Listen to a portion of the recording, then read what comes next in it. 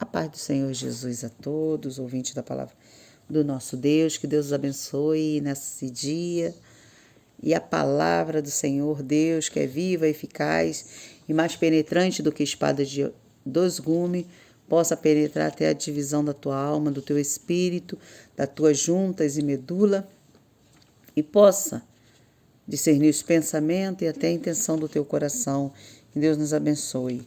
Hoje eu trouxe aqui para nós compartilharmos a lição de número 2 desse quarto trimestre, aonde vamos estar falando sobre a justiça divina. Semana passada falamos sobre o profeta, o atalaia de Deus, Ezequiel, o seu chamado, o seu ministério, quando começou, quando se iniciou, quando foi o seu fim. E nessa próxima semana agora, dia 9, a lição vai estar falando sobre que já vem o fim vem. Essa era a palavra eminente que o profeta trazia sobre o povo. E essa lição, é maravilhosa, porque ela nos causa um despertamento. Deus nos desperta para o fim e precisamos, como igreja do Senhor, nesses últimos dias, nos posicionar. Mas nos posicionar como servo de Deus, obediente à sua palavra. Então o texto áureo fala assim, eu quero compartilhar com vocês. Diz assim: E tu, ó filho do homem, assim diz o Senhor Jeová, acerca da terra de Israel, vem o fim vem, sob os quatro cantos da terra. Deus chama um povo ao arrependimento. Deus envia o profeta ao seu povo avisando.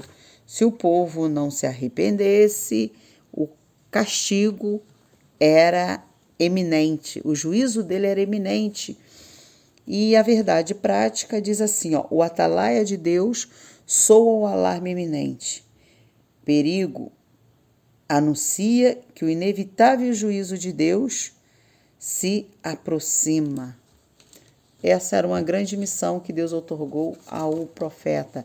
Deus chama Ezequiel e diz para Ezequiel: levanta, pois eu falarei contigo, e tu dirás a Israel, a casa rebelde, dirás a ele, profetizarás a esse povo de coração duro, de dura cerviz, que eles eram casa rebelde e que eles precisavam se arrepender dos seus pecados.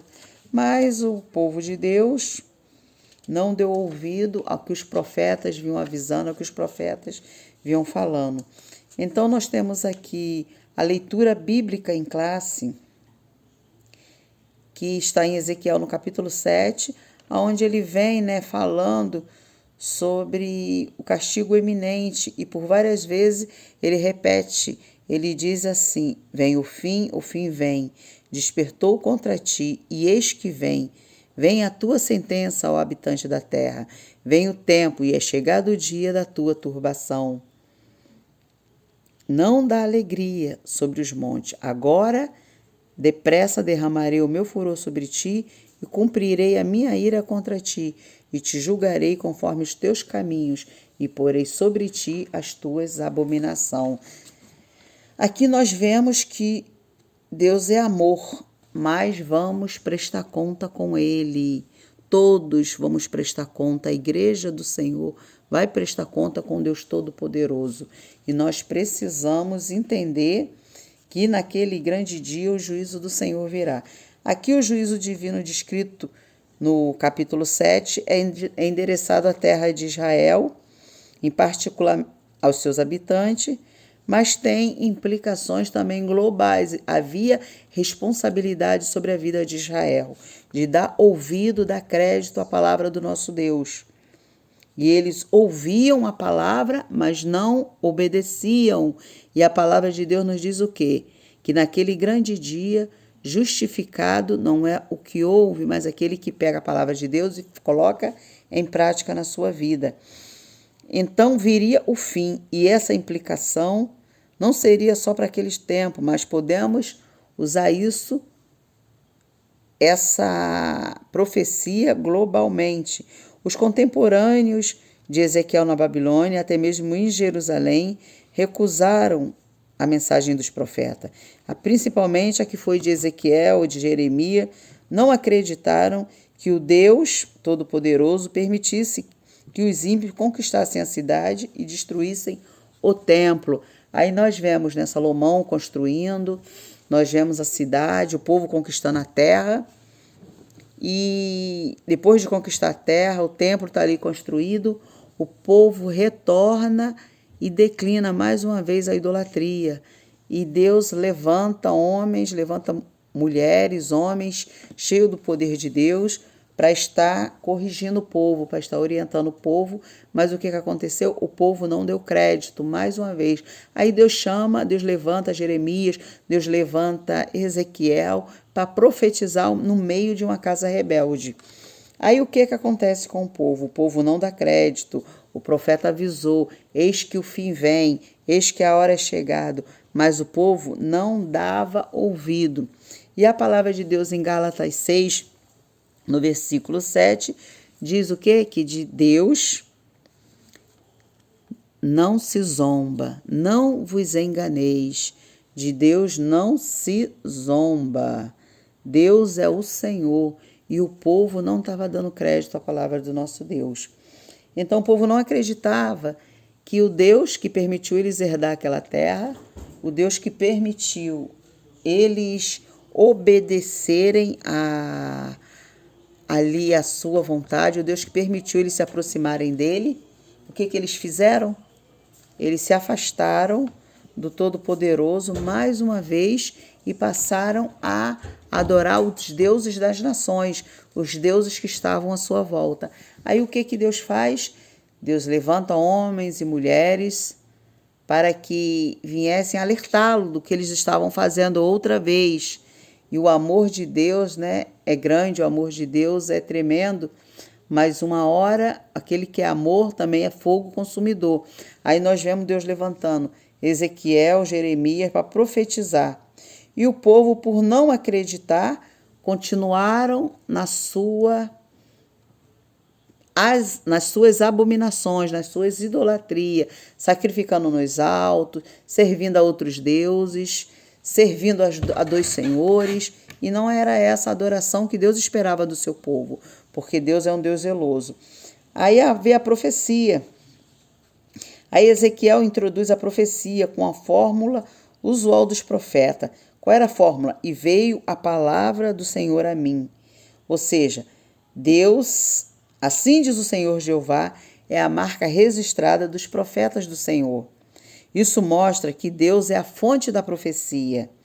Em 1 Pedro, no capítulo 1, 1 Pedro, capítulo 1, no versículo 20 e 21, nós vamos abrir aqui em 1 Pedro, 2 Pedro, capítulo 1, no versículo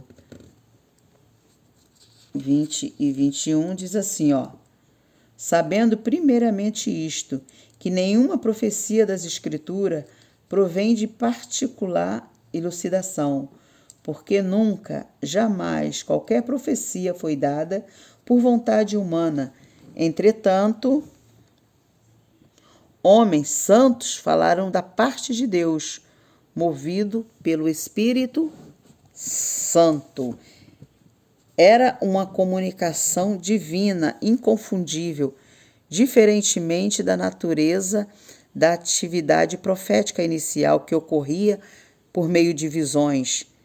Essa fórmula verbal da revelação indicava ser a mensagem recebida de forma externa, direta e audível da parte de Deus. Ou seja, era Deus e o profeta, Deus falando ao ouvido do profeta e o profeta levando a mensagem ao povo. Aí nós entendemos que a introdução da mensagem, ela era direta, ela era externa, direta e audível. Ou seja, Deus estava presente ali em todos os seus momentos, mas ninguém deve restringir esse castigo somente a Jerusalém, quando falamos que o fim vem, né? Somente a Jerusalém, pois ele também tem um caráter cósmico, portanto, extensivo a outros lugares. Isso fica claro pelo uso da expressão escatológica o fim vem e sobre os quatro cantos da terra. Deus estava avisando para Israel: olha, o fim vai vir pelos quatro cantos, não tem para onde correr. Se vocês escaparem da espada, a fome, a peste alcançará vocês. Tanto que nós vemos Neemias, quando ele está lá servindo ao rei Artaxerxes, ele pergunta ao servo, né, como é que estava o restante do povo que sobrou, como é que estava Jerusalém, e o servo diz o quê? Ele diz assim: bom, aqueles que sobraram, que escaparam, estão em grande fome e miséria, estão padecendo, e os muros estão fendidos, foram todos derribados. Era a palavra de Deus se cumprindo, que o fim viria e viria sobre os quatro cantos da terra, não teria para onde correr, não teria para onde fugir. Eles precisavam se submeter à vontade divina e se arrepender. Mas o povo não se arrependeu, então agora teria que se submeter a Nabucodonosor e se submeter ao jugo deles, até que o tempo chegasse, até que o tempo de Deus se cumprisse, por causa da rebelião. Aí nós vemos lá em 1 Timóteo 4:2. Vamos abrir aqui a palavra de Deus no livro. Vamos ler aqui em 1 Timóteo. Vamos achar aqui. 1 Timóteo, 2 Timóteo 4:2. Diz assim, ó: prega a minha palavra, insta, quer seja oportuno, quer não, corrige, repreenda, exorta, com toda longanimidade e doutrina. Você, em outras traduções, diga: prega a minha palavra a tempo e fora de tempo, exorta, repreende, doutrina, porque era que a recomendação de Paulo a Timóteo: prega a minha palavra, prega a palavra de Deus a tempo e fora de tempo, repreende, exorta, tem que ser assim. Então Ezequiel vem com essa missão de exortar o povo ao arrependimento, mas mesmo assim o povo que estava afogado nos seus pecados, morto nos seus delitos e pecados, não deu crédito à palavra de Deus, e agora vinha um decreto do céu. O juízo de Deus viria e era agora, não teria para onde correr. E não adiantava eles correr, porque viria dos quatro cantos. E isso serve para nós hoje como despertamento, para a igreja, para nós, para todos que estão na face da terra. Que Deus é um justo juiz, está vendo os nossos dias, vendo o nosso deitar e o nosso levantar. E precisamos a cada dia nos achegar a Ele, através da sua palavra, através da oração, nos arrependendo do nosso pecado, confessando o nosso pecado, nos arrependendo, porque Ele é perdoador e o sangue dele nos purifica. Mas precisamos nos arrepender, coisa que não aconteceu com aquele povo. Aquele povo de coração obstinado, endurecido, permaneceu nos seus delitos e nos seus pecados. E agora o juízo, o perigo era eminente. O povo seria destruído, levado para a Babilônia. E Deus cumpriu a sua palavra, e o templo foi atingido, os muros foram destruídos para que a palavra de Deus se cumprisse. A igreja, o mundo precisa estar alerta. O perigo está aí, ó. O mundo jaz no maligno e nós temos uma igreja lavada e remida, os profetas do nosso Deus, nos dias atuais, anunciando que a volta do Senhor está mais próxima. E precisamos nos posicionar, nos arrepender dos nossos pecados. Porque senão a destruição virá, o juízo virá, e a Bíblia fala, a palavra de Deus nos relata que aquilo que o homem semear, isso ele também ceifará. Precisamos estar alerta. Aí nós vemos no tópico primeiro, ainda falando no tópico primeiro da lição, diz que quando será esse fim? Agora, no versículo 3. Agora ressalta a iminência do fim. Eis que um só mal vem, e eis que vem o fim. E o fim que foi falado naqueles dias veio. E a palavra de Deus diz que nós estamos nos últimos dias, que já há os sinais da volta do nosso Senhor Jesus. Precisamos nos posicionar, porque senão naquele grande dia vai vir a sentença sobre aqueles que serviram e sobre aqueles que não serviram. Nos dias de Josué, Josué via a declinação também do povo. E ele chegou uma hora que ele olhou para o povo e falou: olha, vocês escolhem a quem vocês vão servir, porque eu e minha casa serviremos ao Senhor, porque o povo estava vivendo de forma errada. E ele não poderia compactuar com o erro do povo. Então ele decidiu, ele e a casa dele serviriam ao Senhor. E o povo que decidisse quem queria servir, porque ele sabia que uma hora a conta ia chegar, uma hora o juízo e a sentença de Deus iria chegar sobre aquela nação, como chegou. Aí nós vemos o sentido, né, dessa profecia. Fim, destruição, ruína e morte no tópico 2.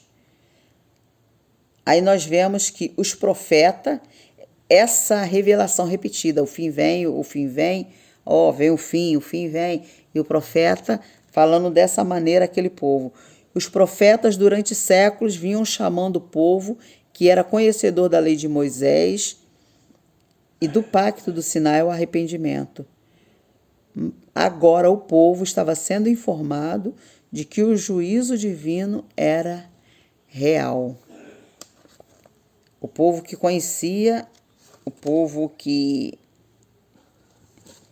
conhecia a lei de Moisés, que tinha um pacto no Sinai com o Senhor, agora se esqueceram do Deus Todo-Poderoso.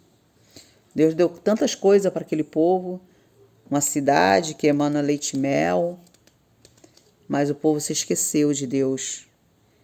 Aí nós vemos o versículo 4 e o 9 sendo repetido. Não devemos, né, nos surpreender com a repetição, porque isso é o amor de Deus, é o juízo de Deus anunciado. O objetivo desse juízo, sabe o que era desse juízo de Deus? Era erradicar, né, a erradicação da idolatria, que era a causa da abominação de Israel, um povo idólatra, que passou a adorar outros deuses. E isso, eles conheciam o decálogo, eles sabiam que não poderia adorar outros deuses, que há um só Deus no céu, Criador dos céus e da terra.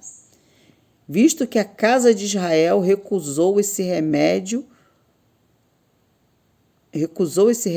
pelo arrependimento. E todos foram informados de antemão sobre a causa da destruição e lhe é dada a oportunidade de arrependimento. Mesmo assim, eles não se arrependeram. Lembra? Quando a gente vamos ver até lá quando Salomão construiu o templo lá, ele está orando e Deus fala assim para ele: se o meu povo, né, que se chama pelo meu nome, se humilhar e orar e buscar a minha face e se converter dos seus maus caminhos, então eu ouvirei do céu, perdoarei os seus pecados e sararei a sua terra. Porque agora estarão abertos os meus ouvidos e estarão abertos os meus olhos e atentos os meus ouvidos à oração desse lugar. Essa foi a palavra de Deus para Salomão, porque Deus tinha santificado aquele lugar a qual o povo agora estava fazendo abominações. E isso estava irando a Deus, ao posicionamento daquele povo rebelde. Deus fez o melhor para aquele povo e o povo se esqueceu de tudo que Deus fez. Aí agora vem o juízo sobre esse povo. Vem o juízo sobre aquele povo que outrora era o povo que Deus separou para ser nação santa, povo eleito, que era para influenciar as nações e passou agora a ser influenciado por ela. Aí nós vemos que Deus usou esses profetas. E essa reflexão é relevante também em nossos dias. Somos seres morais e prestaremos conta a Deus pelos nossos atos. Prestaremos contas a Deus, assim como o povo. Então devemos estar atento, alerta, como está o nosso relacionamento com Deus, como está a nossa comunhão com Deus, como está o nosso coração voltado para a palavra de Deus, porque o povo, apesar de ter passado por tantas experiências, tantos milagres, o povo, apesar de ter vivido experiências tremendas com Deus, eles se esqueceram do Deus que abriu o mar, do Deus que fez eles passar o Jordão, do Deus que enviou o maná no deserto, do Deus que fez eles conquistarem terra. Quando eles conquistam essa terra, que tem um alimento, eles pegam tudo que eles têm e oferecem aos deuses. E aquilo irou o coração de Deus, a ingratidão, a idolatria de Israel. E hoje, conosco, não é diferente. Deus nos dá unção, Deus nos dá poder, Deus nos dá a salvação, Deus nos livrou da morte. E muitas das vezes nos esquecemos desse Deus todo-poderoso que um dia nos levará para morar no céu com Ele. Quantas das vezes nos esquecemos, trocamos, vivemos com a vida intertida e esquecemos de falar com Deus. Mas que possamos estar atentos, porque naquele grande dia todos nós prestaremos conta a Deus. Não só aqueles que são servos, mas os fiéis e os infiéis, todos prestarão conta ao nosso Deus. Aí no tópico 3, o profeta já diz que a vara já floresceu. Ezequiel faz uma analogia botânica. Aí há várias teorias sobre várias interpretações sobre essa vara, mas a mais aceitável considera essa vara como o rei Nabucodonosor. Assim como o rei da Síria foi o chicote de Deus para açoitar Samaria, os filhos de Israel do reino do norte. Da mesma forma, o Senhor usou o rei da Babilônia, Nabucodonosor, como Azorrague para chicotear Jerusalém e Judá. Deus ia levantar o rei Nabucodonosor, para corrigir o seu povo, para mostrar para eles que sem Deus eles não são nada, que eles precisavam de Deus e da sua proteção, que era Deus que os guardava, mas a soberba deles, a presunção deles, fez com que eles caíssem nesse juízo e não se arrependeram. Aí o juízo era iminente e Deus ia usar os reis à sua volta para corrigir o seu povo, porque quem ama corrige, e Deus é amor. E Deus amava Israel e não queria ver Israel naquela situação, naquela decadência espiritual, servindo de vergonha. Deus queria trazer o seu povo de volta e eles precisavam ser corrigidos dos seus atos. Só que no meio dessa correção, o rei Nabucodonosor também extrapolou essa correção e abusou dos limites, foi cruel na aplicação dos castigos. Deus não mandou o rei proceder dessa maneira. Por isso o furor do Senhor se acendeu contra Nabucodonosor, o rei da Babilônia. Essa reação divina é exemplar, pois ainda hoje Deus julga os poderosos que abusam das autoridades e cometem atrocidade. Então não pensem os nossos governantes, aqueles que estão hoje em eminência, que os seus atos ficarão impunes. Como foi no passado, Deus usou Nabucodonosor, o rei da Babilônia, para corrigir um povo rebelde, idólatra, mas havia fiéis no meio daquele povo. Assim como Ezequiel, assim como Daniel, assim como Jeremias, eram homens que Deus permitiu ficar ali no meio do povo para poder anunciar a sua verdade, a sua palavra, para poder avisar aquele povo que eles precisavam se arrepender. Hoje não é diferente. Deus tem levantado homens, autoridades constituídas por Deus para governar o nosso estado, para governar o nosso país.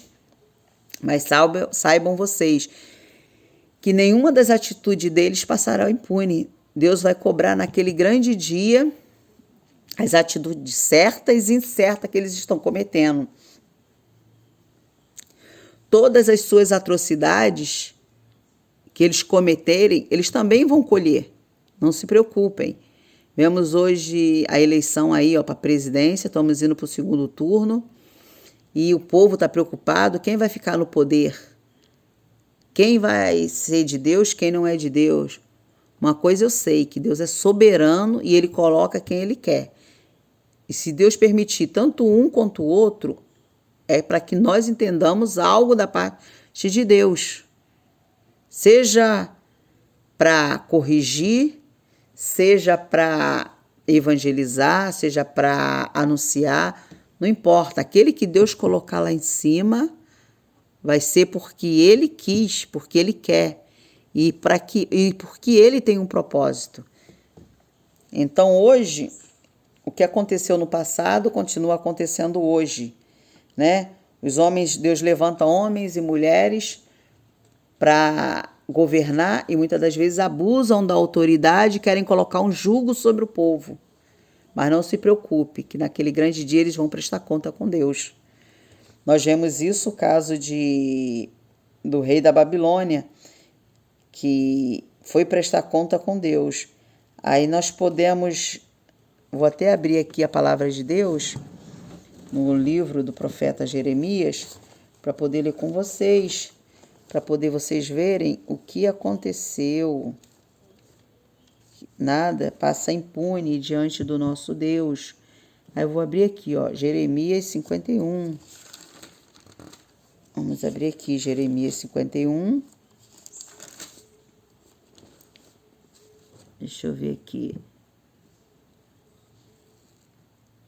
Vamos lá, Jeremias 51, a partir do versículo 34. Diz assim, Nabucodonosor, o rei da Babilônia, nos devorou, esmagou-nos e fez-nos de um objeto inútil. Como um monstro marinho nos tragou, encheu a sua barriga das nossas comidas fina e nos arrojou fora. Ainda diz assim o 55. Vamos lá. Diz assim, porque o Senhor destrói a Babilônia e faz perecer nela a sua grande voz. Bramaram as ondas do inimigo como muitas águas. Ouviu-se o tumulto da sua voz. Aí vamos para o versículo 56. Porque o destruidor vem contra ela, contra a Babilônia. Os seus valentes estão presos, já estão quebrados os seus arcos. Porque o Senhor Deus, que dá a paga, certamente lhe retribuirá. Então nós não precisamos se preocupar. Assim como Deus permitiu Nabucodonosor subir, vir e afugentar o povo, levar exilado, mas se Nabucodonosor extrapolou, esmagou, passou dos limites até mesmo no castigo, Deus disse aqui no versículo 56 que ele dará a paga, certamente lhe retribuiria a Nabucodonosor. Então, nós não devemos nos preocupar também, porque naquele grande dia os governantes, aqueles que Deus tem levantado e permitido até mesmo para se revelar ao seu povo, Deus tem permitido subir. Se eles se ensoberbecerem, naquele grande dia, Deus também lhe dará o pago. Deus lhe retribuirá segundo as suas obras. Deus, nosso Deus, é um Deus que é amor, mas Ele também é o fogo consumidor. Aí nós vemos aqui que Deus ia dar a paga, por quê? Porque Nabucodonosor se ensoberbeceu. Deus julga os poderosos que abusam das autoridades e cometem atrocidade. Às vezes, isso respinga também no próprio povo, mas o castigo definitivo é individual e na eternidade. Então não temos que nos preocupar. Deus está vendo tudo, Deus está vendo toda a injustiça cometida, Deus está vendo o que o seu povo está sofrendo, Deus está vendo o que você está sofrendo. Então você só tem que confiar em Deus. faz a tua parte, seja fiel até o fim, porque é no fim que vem a vitória. Então, nós podemos dizer assim, que Deus, concluindo essa partezinha aqui da lição, o julgamento divino na história mostra que o pecado jamais ficará impune e que a única maneira de escapar da condenação é através do arrependimento e da fé. Israel não tinha desculpa, não podia alegar ignorância, pois o povo dispunha de Moisés, do ensino dos antigos sábios, da revelação dos profetas e do conselho dos sacerdotes. O apelo dramático de Ezequiel é um exemplo clássico dessa verdade. Assim como foi no passado, o povo de Israel, ele não tinha desculpa, não tinha como se desculpar.